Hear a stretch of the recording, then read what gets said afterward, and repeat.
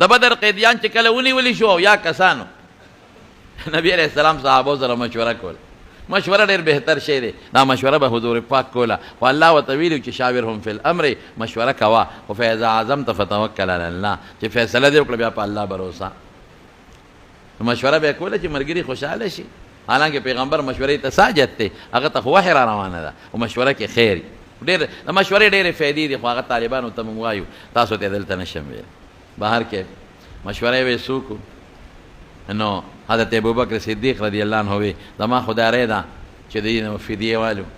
جرمانه او پرې بېدو ځکه ټول زموږ رشته داران دي بچي مو دي او وروڼه مو دي او د چا پکې پلاران دي نو خدای به مسلمانان کړي او موږ به د پیسې والو په جهاد کې به د دې خلاف موږ هغه استعمال چا به صاحب اسې به پرېږدو نه الوتې حضرت عمر خاموش و حضور پاک تپوس وکړو عمره ته څه وی الله رسوله که زه څه خبره وکړم ما خبره هسې نه منلې کېږي څه ضرورت وی نه یو رای خو ته ښکاره که که نه فیصله خو به زه کوم وی زما رای خو دا ده چې دا ټول مړه کوو دا کافران دي موږ په جنګ کې نیولي دي او څنګه به مړه کوو وی چې د چا پکې رشته دار دی هغه به خپل رشته دار وجني وی زما پکې ماما نیولی شوی دی زه به خپل ماما لالوم وجدم به او وی د ابوبکر پکې زوی دی هغه به زوی وجني او وی دا حضرت علی پکې رور دی عقیل هغه خپل رور وجني او دا الله رسول ستا پکې تره دی عباس او یو دی پکې زوم دی ابوالعاص ته به خپل وجني مونږ الله ته ښایو چې الله ستا د دین دپاره مونږ د رشته دار نه او د زوی نه او د ماما نه او د تره نه ورتېر یو الله اکبر قل ان کان آباؤکم وابناؤکم وعشیرتکم څنګه دی واموال اخترفتموها او وتجارة تخشون كسودها أحب إليكم من الله ورسوله وجهاد في سبيله فتربصوا حتى يأتي الله بأمره الله د پاره بیا زویم نشتا بیا خدم نشتا ازواجکم او بیا اسم نشتا د عمل صحابه کړی دی وی داسې چل به ورسره کوو حضور پاک موږ کې عمر فیصله ډېره سخته ده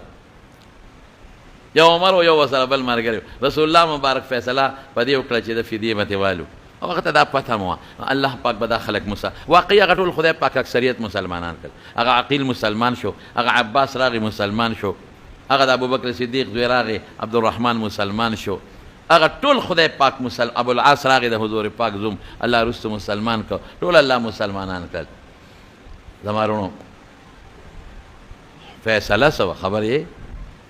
حضرت جبریل راغی او حضور پاک مبارک ته څه فرمایي څه وایي وی د الله رسوله وی ته څه کې دي سره پرېږدې دا پرېږدې وی بس مشوره دا ده چې پرېږدو یو خبره درته کوم وی که دا اویا دې پرېښودل نو آینده کال به اویا درنه ګورې مړ کېږي که دا اویا دې پرېښودل آینده کال به اویا درنه مري نو رسول الله مبارک صحابو ته وفرمایه وی داسې وی مړه دي شي که نه جنت ته به ځو که نه کوم خوا به ځو جنت الله صحابه زندگی ټوله جنت سره وه جنت ته به ځو که نه اکرم له شو رستو بیا الله پاک رسول الله مبارک ته زړه کې واچول د وحی په ذریعه چې چونکې تاله الله اختیار در کړی و ګنې پکار دا و چې د اویا وجلې شوې وې ما کان لنبي ان یکون له اسرى حتی یسخن فی الارض د اویا وجل پکارو او رسول الله مبارک او فرمایل وی چونکه خدای اختیار را کړو غنی وی اور را کوشي و د مدینه غاړه کې پروتو او مر او دغه یو مرګري به بچو باقی به ټول سوزولي دا سره و د حضرت عمر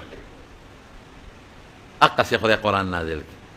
مخکې نه نازل او پرېږه د خیر دی حکمت ته پکې دا به کولوم شي او پیسې به واخلو مسلمانان او بیا به مسلمانان شي وروسته د عمر مطابق حکم نازل